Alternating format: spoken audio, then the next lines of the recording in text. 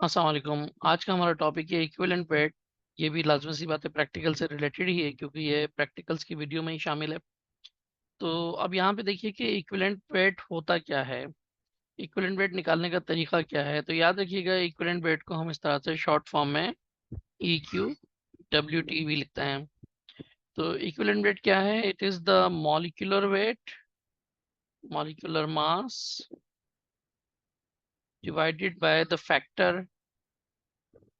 factor you can say factor n, factor f, factor x, whatever you can consider it. So factor I am taking here f. So actually it is a number. From where we can get this number? अब इसके लिए अलग अलग चीजें हैं कि हम ये फैक्टर f कहाँ से ले सकते हैं। तो हम इसको शॉर्ट फॉर्म में ये भी लिख सकते हैं कि it is the molecular mass divided by factor f। अब ये डिपेंड करता है कि whether you are dealing with acid, bases और एनी ऑक्सीडाइजिंग और रिड्यूसिंग एजेंट और एनी सॉल्ट। तो अब देखिए, इसको इंडिविजुअली देखते हैं कि ये फैक्टर एफ क्या है। फैक्टर एफ फॉर एसिड, पहली बात हम करेंगे एसिड्स की। एसिड्स के लिए फैक्टर एफ होता है F is equal to basicity, basicity of an acid. For example, वो कितने हाइड्रोजन आयन डोनेट कर सकता है। जैसे अगर हम बात करें CH3COOH, तो ऑर्गेनिक एसिड्स में जो भी हाइड्रोजन इस C डबल बॉन्ड O के साथ एसोसिएटेड होते हैं, ये रिप्लेसेबल हैं।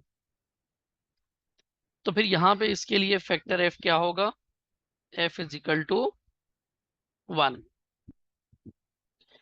इसी तरीके से अगर हम बात करते हैं HCl के लिए, तो HCl के लिए भी ये यही हाइड्रोजन है और ये रिप्लेसेबल है, तो इसके लिए भी फैक्टर F क्या है? 1 है।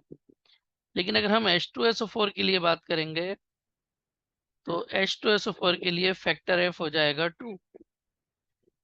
और अगर हम यही बात करें फॉस्फोरिक एसिड के लिए, तो यहाँ पर फैक्टर एफ हो जाएगा 3, क्योंकि तीनों के तीनों रिप्लेसेबल हाइड्रोजन आइंस हैं। अच्छा, अब हम बात करते हैं factor F for basis. Basis के लिए हम बात कर लेते हैं।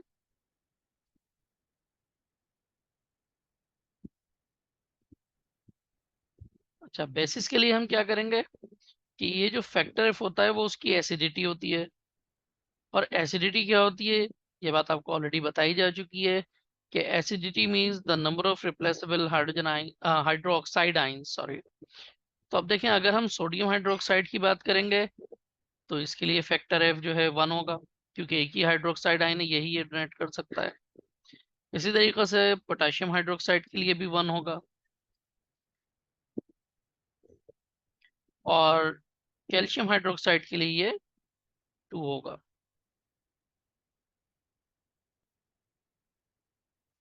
तो यानी फैक्टर एफ एसिड और बेसिस के लिए क्या है, ये आप इजीली पहचान सकते हैं। अब आ जाइए factor F for acids and bases. After that, we deal with the salt. For example, if salt is Na2। अच्छा, यहाँ पे पहले ही ये बता दूं मैं आपको कि फैक्टर एफ होता क्या है। फैक्टर एफ क्या होता है? Total positive charge in the salt. यानी सॉल्ट का जो फॉर्मूला है, उसमें टोटल पॉजिटिव चार्ज कितना है, पॉजिटिव चार्ज को देखना है और कुछ नहीं देखना है आपको। तो अब देखिए, फॉर एग्जांपल अगर मैं लिखता हूं Na2CO3। Na2CO3 में कार्बोनेट तो हो गया नेगेटिव, जबकि सोडियम के ऊपर +1 चार्ज होता है, लेकिन 2 सोडियम है, तो इसलिए इसका फैक्टर एफ क्या हो जाएगा, 2 हो जाएगा, because there are 2 sodium ions. अगर हम बात करें सोडियम हाइड्रोजन कार्बोनेट की, जिसको सोडियम बाइकार्बोनेट भी कहते हैं, तो यहाँ पर फैक्टर एफ आपके पास हो जाएगा 1, क्योंकि इसमें ये HCO3 पूरा एक नेगेटिव आइन है और पॉजिटिव चार्ज सिर्फ और सिर्फ ये सोडियम। सिमिलरली K2CO3, तो फैक्टर F2 हो गया, और KHCO3 के लिए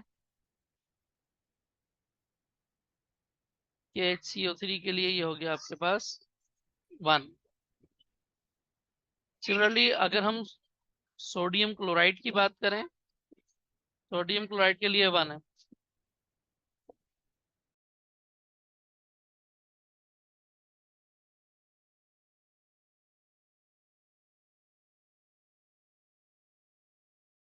अच्छा, यहाँ पर आप ये देखिए कि मुझसे ना गलती हो गई, मेरे वर्ड्स तो सही थे, लेकिन यहाँ पर मैंने इसको 1 कह दिया, बेसिकली इट इज 2। तो लिखा हुआ गलत है, लेकिन अल्फाज सही थे कि फैक्टर इसका क्या होगा, यानी इसकी एसिडिटी क्या होगी, कैल्शियम हाइड्रोक्साइड की 2 होगी, क्योंकि यहाँ पे 2 रिप्लेसेबल हाइड्रोक्साइड आइंस यहाँ पे मौजूद हैं। अच्छा, अगर हम एक और सॉल्ट की बात करें, जैसे कैल्शियम क्लोराइड, कैल्शियम क्लोराइड के लिए फैक्टर एफ क्या होगा, वो 2 होगा। क्यों? क्योंकि पॉजिटिव चार्ज किसके ऊपर है, कैल्शियम पर। कैल्शियम पे कितना पॉजिटिव चार्ज है, 2+ चार्ज है। इसी तरीके से अगर हम लें एल्युमिनियम सल्फेट, बल्कि पहले एल्युमिनियम क्लोराइड देख लेते हैं। एल्युमिनियम क्लोराइड देखें तो एल्युमिनियम क्लोराइड का फॉर्मूला है AlCl3। इसका जो फैक्टर है वो क्या आ जाएगा, 3 आ जाएगा। क्यों? क्योंकि एल्युमिनियम के ऊपर 3+ चार्ज होता है। लेकिन अगर हम एक और फार्मूला लिखें, Al2SO4 थ्राइस एल्युमिनियम सल्फेट, तो एल्युमिनियम सल्फेट में आप ये देखें कि 2 एल्युमिनियम है और एक एल्युमिनियम के ऊपर 3+ चार्ज है। तो फिर इसका मतलब ये हो गया कि टोटल जो चार्ज हो गया वो 6 हो गया। तो इस वजह से 6+ चार्ज हो गया। तो टोटल पॉजिटिव चार्ज हम देखते हैं सॉल्ट में फैक्टर एफ को फाइंड करने के लिए। तो अब हमने यहाँ से फैक्टर एफ को फाइंड करना सीख लिया है, एसिड्स के लिए, बेसिस के लिए और सॉल्ट्स के लिए। अच्छा, अब हम देखते हैं कि अगर हमें फैक्टर एफ फाइंड करना है किसी किसी भी ऑक्सीडाइजिंग एजेंट के लिए या रिड्यूसिंग एजेंट के लिए, तो वहां पे हमें देखना होता है चेंज इन ऑक्सीडेशन स्टेट। यानी फॉर ऑक्सीडाइजिंग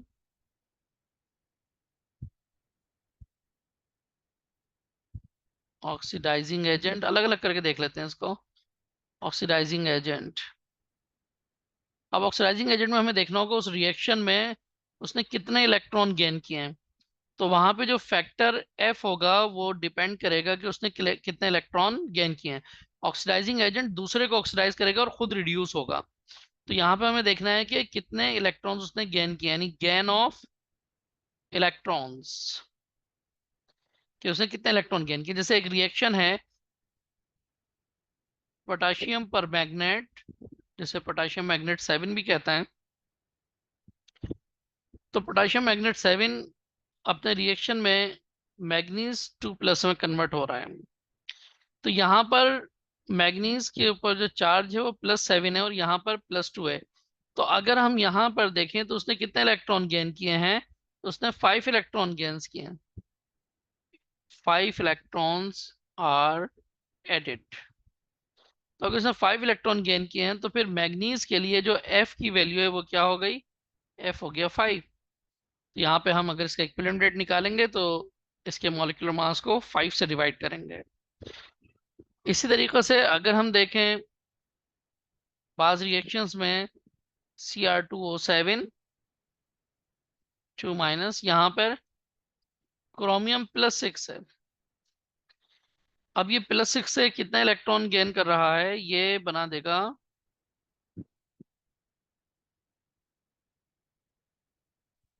2Cr3+।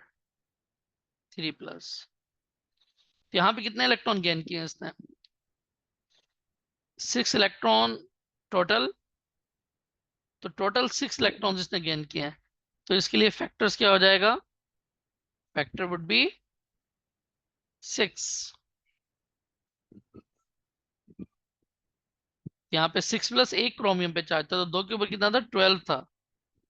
तो इन्होंने 6 टोटल इलेक्ट्रॉन गेन किए, तो यहाँ पे टोटल चार्ज जो है वो 6 प्लस रह गया है। तो हमें तो ये देखना है कितने इलेक्ट्रॉन इन्होंने गेन किए हैं।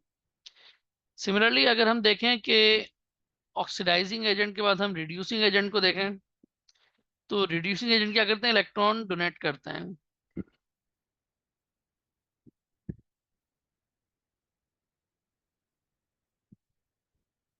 रिड्यूसिंग एजेंट, तो यहाँ पर क्या है? Factor F is equal to number of electrons lost. उसने कितने इलेक्ट्रॉन लूज किए हैं? तो अगर हम बात करेंगे Fe2 प्लस अगर Fe3 प्लस में कन्वर्ट हो रहा है,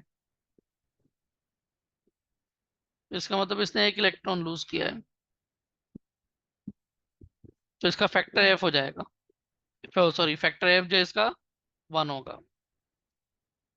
और अगर हम बात करें कार्बोक्सिलेट आयन की,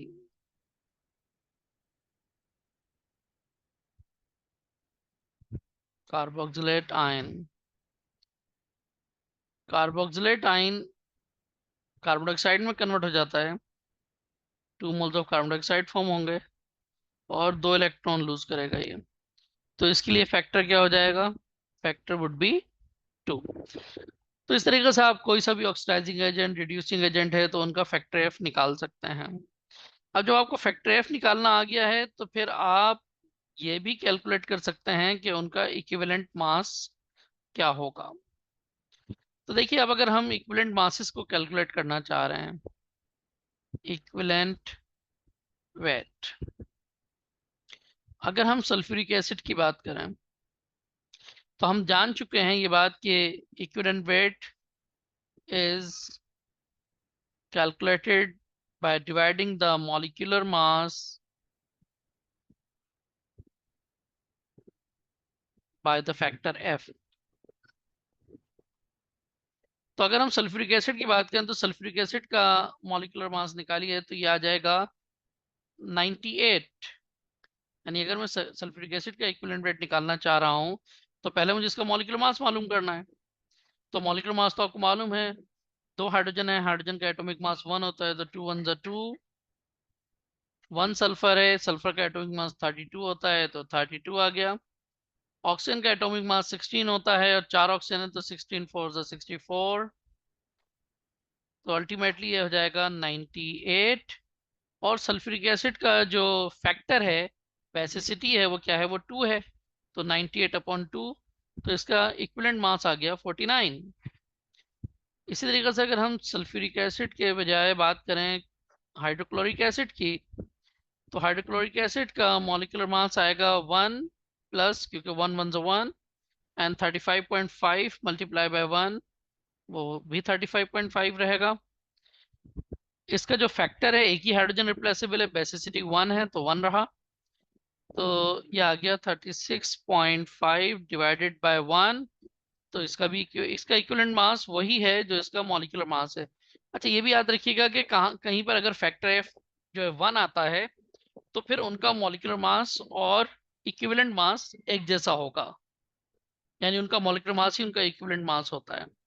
तो नाइट्रिक एसिड में भी देख लीजिए, नाइट्रिक एसिड में भी यही सिलसिला है कि HNO3, एक हाइड्रोजन 1 प्लस नाइट्रोजन भी एक ही है 14, प्लस ऑक्सीजन 3 है, तो 16 3 is 48, so it becomes 63, and factor F is 1 for here, divided by 1. So again, the molecular mass and the equivalent weight is same for these acids. Now see, in case of sodium hydroxide, में basicity is the factor, तो basicity से divide करेंगे, basicity 1 है।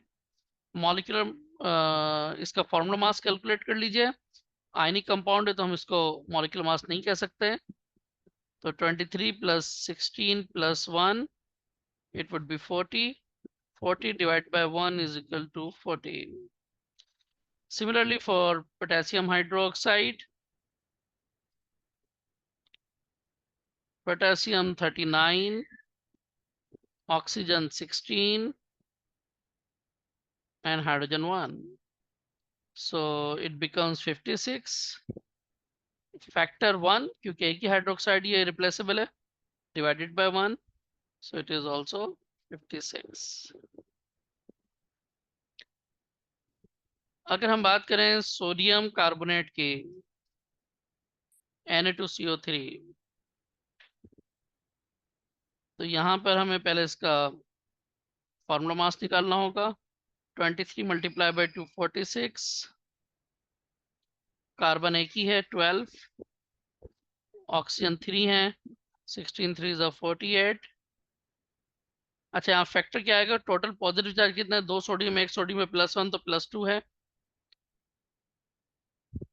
और यहाँ पर आप ये देखिए कि इन सबको प्लस कीजिए तो ये आ जाएगा 48 + 2 50 और 10 60 60 और 40 100 106। 106 divided by 2 is equal to 53 आ गया इसका इक्विवेलेंट मास। इसी तरीके से अगर हम देखें sodium hydrogen carbonate, sodium hydrogen carbonate के लिए भी आप पहले इसका फॉर्मूला मास निकाल लीजिए। सोडियम एक है 23, हाइड्रोजन एक है 1, कार्बन 12 प्लस 48, तो 48 + 2 50, 50 और 10 60, 60 और 24 84, so it is 84 divided by 1, क्योंकि एक ही सोडियम है तो इसलिए यहाँ पर ये आ गया 84। Similarly, you can calculate for potassium carbonate and potassium hydrogen carbonate. Now I'm moving towards oxidizing agents. For example, KMnO4.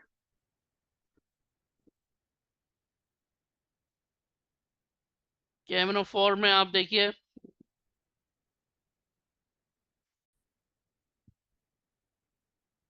Potassium permanganate में अगर पोटाशियम एक है तो ये आ गया 39।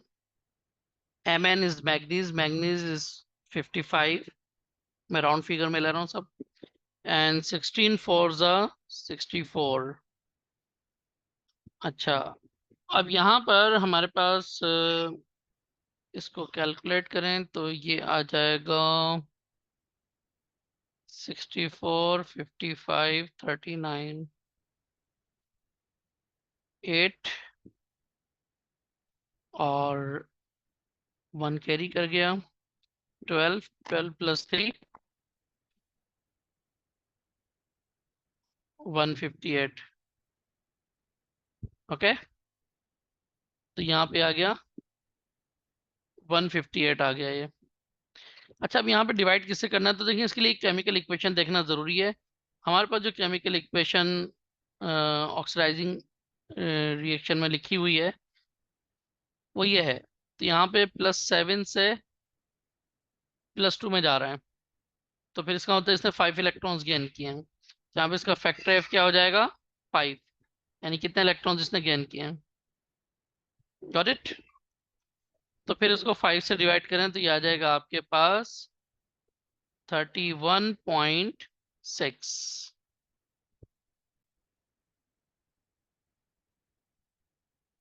अच्छा फिर अगर हमारे पास कोई दूसरा एलिमेंट फॉर एग्जांपल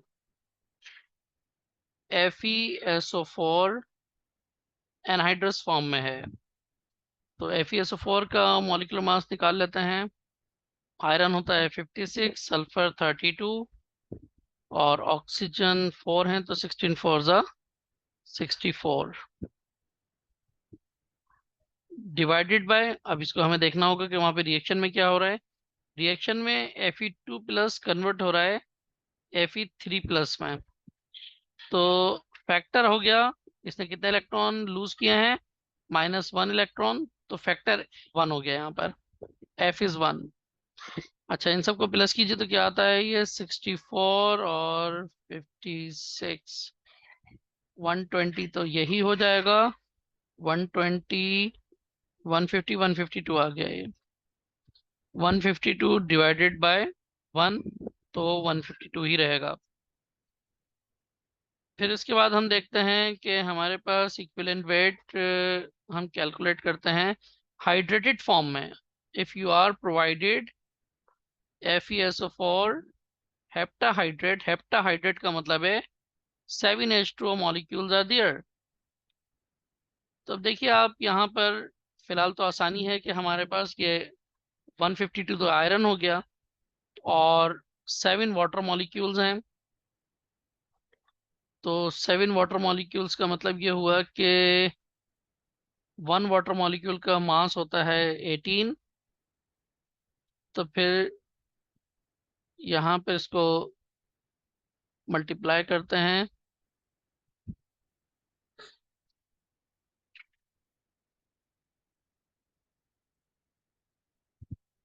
वन 26। ठीक है, आप इसको इस तरह से भी देख सकते हैं कि 18 5 से 90 और 18 2 ज़ा 36, तो 90 प्लस 36 126। तो ये आ जाएगा आपके पास 152 प्लस 126। अच्छा, यहाँ पर भी इक्वेशन यही है कि आपका जो रिड्यूसिंग एजेंट है ये Fe2 प्लस से Fe3 प्लस में कन्वर्ट होगा, तो इसका भी फैक्टर तो यही रहेगा। अच्छा, अब इन दोनों को प्लस करें तो हमारे पास ये आ जाएगा 278 डिवाइडेड बाय 1, तो ये आ गया आपके पास इक्विवेलेंट वेट 278। ठीक है, आप कैलकुलेटर से डायरेक्ट भी कर सकते हैं, लाजमी नहीं कि आप इस तरह से करें। तो इसी तरीके से कहीं पर भी आपको इक्विवेलेंट वेट निकालना कोई मुश्किल नहीं है। तो इस वीडियो में हमने इक्विवेलेंट वेट निकालना सीखा है। अब यहाँ पर मैं आपको एक बात मैं और ऐड करता चलूं कि समटाइम्स हमें नंबर ऑफ इक्विवेलेंट वेट भी निकालना होता है। तो number of equivalent weight is actually this factor. तो नंबर ऑफ इक्विवेलेंट वेट निकालने के लिए जो हमारे पास फार्मूला होता है वो होता है molecular mass, molecular mass divided by equivalent mass.